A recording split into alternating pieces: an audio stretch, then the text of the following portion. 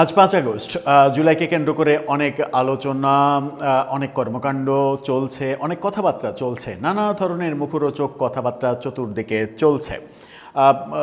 জুলাই অভ্যুত্থানের দ্বিতীয় বর্ষপূর্তি আয়োজন ঘটা করে পালন করা হচ্ছে, জুলাই জাদুঘর উদ্বোধন করা হয়েছে, অনেক কিছুই তো আমরা দেখছি এবং এর মাঝে আমরা কয়েক দফা নিজেদের মধ্যে মারামারি মানে দেখলাম। সেটা মানে জুলাই থেকেই শুরু হয়েছে আগস্ট পর্যন্ত, অর্থাৎ আজকে তো 36 জুলাই, এভাবেই তখন থেকেই দাবি করা হচ্ছে। সুতরাং জুলাইয়ের মধ্যেই আমরা এক অর্থে আছি। সেই জুলাইয়ে অনেক কর্মকাণ্ড দেখছি, হবিগঞ্জে, সিলেটে, কুড়িগ্রামে আমরা এনসিপির মার খাওয়ার ঘটনা দেখলাম। এরপরে শিবির ছাত্র দলের অন্তত 5-6টা শিক্ষা প্রতিষ্ঠানে সংঘর্ষের ঘটনা দেখলাম। এই ব্যাপারগুলো আমরা দেখছি। এরই মাঝে বিএনপির কুমিল্লার এক এমপি, কুমিল্লা 6 আসনের এমপি অসাধারণ একটা মন্তব্য করেছেন এবং তার সেই মন্তব্যকে কেন্দ্র করে প্রাসঙ্গিকভাবে আরেকটা আলোচনা করা যায় যে বাংলাদেশে ধর্ম অবমাননার ব্যাপারগুলো এত বেশি আলোচনা হয় যে চুন থেকে পান খসলেই ধর্ম অবমাননা হয়ে যায় এবং ধর্ম অবমাননার অভিযোগ যার বিরুদ্ধে আনা হয় তার উপরে মব তৈরি করা হয়, কখনো পিটিয়ে মেরে ফেলা হয়, গাছে ঝুলিয়ে পুড়িয়ে মারা হয়, সর্বনিম্ন হলে পেটানোর পরে পুলিশের হাতে তুলে দেয়া হয়। কিন্তু যখন ধর্ম নিয়ে যারা মানে রাজনীতি করেন কিংবা ধর্ম নিয়ে যারা কাজ কারবার করেন কিংবা রাজনীতিতে প্রভাবশালী, তারা যখন বিভিন্ন রকমের ধর্ম অবমাননার ওই অভিযোগগুলোর চাইতে অনেক মারাত্মক কর্মকাণ্ড কথাবার্তা বলেন, তখনও তাদের বিরুদ্ধে ধর্ম অবমাননার অভিযোগ আমরা উঠতে দেখিনি। বিএনপির এমপি কুমিল্লা 6 আসনের তিনি জুলাইকে ধর্মের সঙ্গে মিলিয়ে যে মন্তব্য করলেন সেটা কি এবার ধর্ম অবমাননা হিসেবে গৃহীত হবে নাকি এটাই জুলাই? যেমনটা ইব্রাহিম ও কোভিস হুজুর তিনি ওয়াজ মাহফিলে বলেছিলেন যে ডক্টর ইউনূসকে আল্লাহ নবী রাসূলের মতো করে প্রেরণ করেছেন, এর জন্য কোনো ভোটাভুটির প্রয়োজন নেই। নবী রাসূলের জন্য যেমন ভোটাভুটির প্রয়োজন হয়নি, ওই একই থিওরিতে ডক্টর ইউনূসকে পাঠিয়েছেন। চরমতম ধর্ম অবমাননা করেও তার বিরুদ্ধে একটি কথাও বলতে শুনিনি আমরা তথাকথিত ধর্ম নিয়ে যারা রাজনীতি করেন কিংবা অ্যাক্টিভিটিস সেগুলোর মধ্যে থাকেন তাদের। কি বলছেন কুমিল্লা 6 আসনের এই এমপি? চলুন একটু 5 আগস্ট 36 জুলাই যখন ঘটা করে পালন করা হচ্ছে তখন একটু বুঝে দেখি জুলাই আমাদের কত কি না দিল। থাকবেন পলিটিক্স টিভির নিয়মিত আয়োজনে।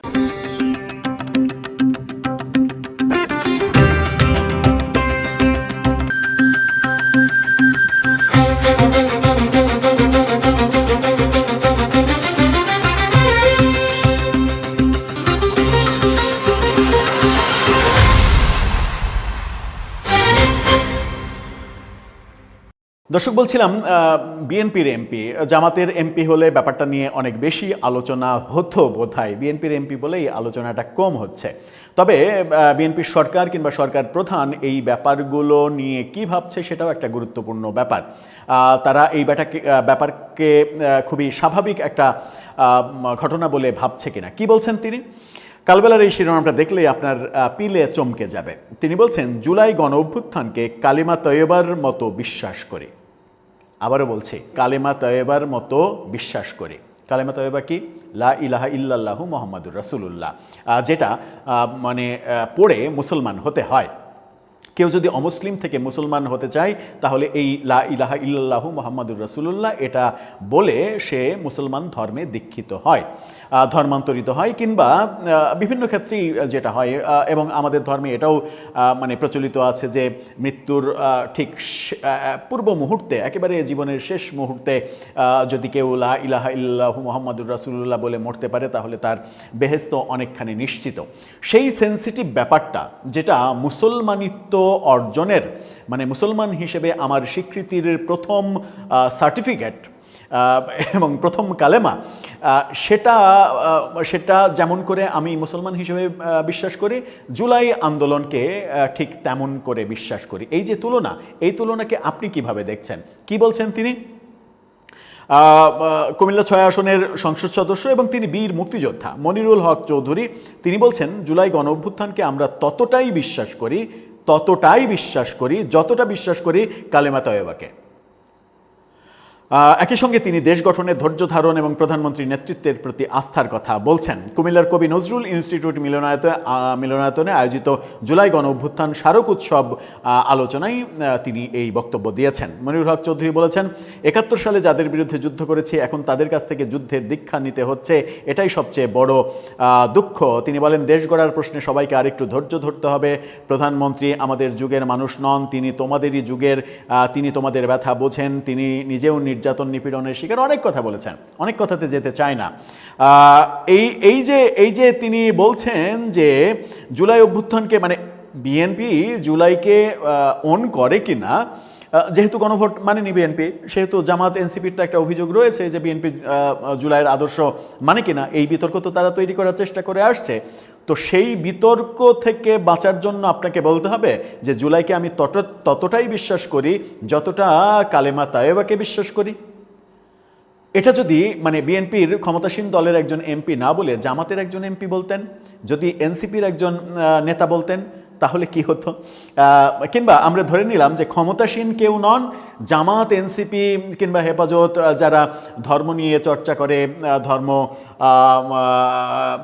ধর্মের হেফাজতের কথা বলে, তাদের বাইরে সাধারণ কেউ, একেবারে সাধারণ কিংবা সাধারণ বাদ দিলাম, একজন সংস্কৃতি কর্মী, তিনি যদি কালেমা তায়েবার সঙ্গে তার বিশ্বাসের কোনো কিছুর সঙ্গে তুলনা করেন, মানে তর্কের খাতিরে ধরে নিলাম যে একজন নাট্যকর্মী, একজন অভিনেতা, তিনি বললেন যে আমি অভিনয়কে তেমনই বিশ্বাস করি, মূল্যায়ন করি যেভাবে কালেমা তায়েবাকে মূল্যায়ন করি। এই কথা যদি কেউ বলে ফেলেন তাহলে তার অবস্থা কি হবে একবার চিন্তা করেন আমাদের এই সমাজে। মানে তিনি তো তার বিশ্বাস থেকে বলে ফেলতে পারেন ভুল করে, যদিও এরকম ভুল কেউ করবেন না, কারণ জানেন, তারা নিশ্চিত জানেন যে এরকম ভুল করার পরিণতি কি হবে। কিন্তু আমাদের দেশের ক্ষমতাসীনরা কিংবা আমাদের দেশে ধর্ম নিয়ে যারা চর্চা করেন তারা অহরহ মানে রোজাকে এবং পূজাকে মুদ্রার এপিঠ ওপিঠ বলছেন, তাতে ধর্ম অবমাননা হচ্ছে না। বেড়িতে সুখ টান দিলে বেহেস্তে চলে যাচ্ছে, তাতে ধর্ম অবমাননা হচ্ছে না। ডক্টর ইউনূস নবী রাসূলের মতো করে একই থিওরিতে আল্লাহ তাকে পাঠিয়েছেন সেটা বললে ধর্ম অবমাননা হচ্ছে না। সাবেক প্রধান উপদেষ্টার প্রেস সেক্রেটারি শেখ হাসিনা অযথা বিনা প্রয়োজনে অহেতুক টাকা নষ্ট করার জন্য সারা দেশে 560টা মসজিদ তৈরি করেছে, এটা বললেও ধর্ম অবমাননা হচ্ছে না। তার মানে আমাদের দেশে ধর্ম অবমাননার ব্যাপারটা মূলত পিক অ্যান্ড চুজ থিওরিতে নির্ধারণ করা হয়, তাই তো? দর্শক, আপনার কাছে কি মনে হয়? আপনার মতামত জানিয়ে লিখতে পারেন আমাদের কমেন্ট বক্সে।